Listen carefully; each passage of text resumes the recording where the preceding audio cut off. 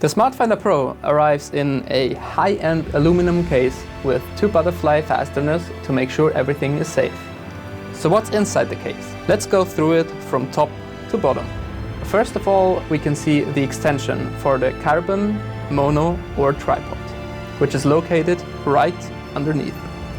Then we can see the left handle holder to put the Smartfinder Pro onto normal tripods. Underneath, there's the matching tool for the handle holder. Then we can see the LPL adapter with a cup, a battery pack, a manual, and on the right, our incredible Smartfinder Pro.